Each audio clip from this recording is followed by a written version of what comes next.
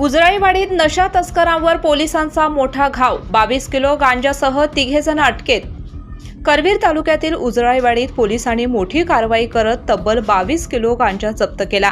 या प्रकरणात तिघांना अटक करण्यात आली असून 12,17,000 रुपयांचा मुद्देमाल हस्तगत करण्यात आला आहे. स्थानिक गुन्हे अन्वेषण शाखेला मिळालेल्या गोपनीय माहितीनुसार उजळाईवाडीतील तलाव परिसरात गांजाची विक्री होणार असल्याची माहिती मिळाली होती. त्यानंतर पोलिसांनी सापळा रचून ही धडक कारवाई केली. या कारवाईत राजकिरण जयवंत मोरे, संतोष दिनकर माने आणि सोमनाथ रघुनाथ मंडले यांना ताब्यात घेण्यात आले.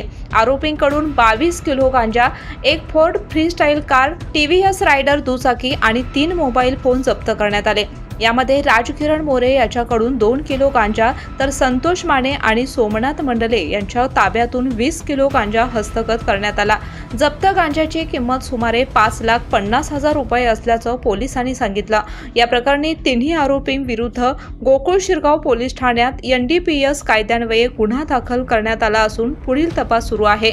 जिल्हा पोलीस अधीक्षक नीलोत्पल यांच्या नशामुक्त अभियान अंतर्गत ही कारवाई करण्यात आली. अशाच महत्त्वाच्या आणि ताज्या बातम्यांसाठी शाहू न्यूज चॅनेलला सबस्क्राईब करा. धन्यवाद.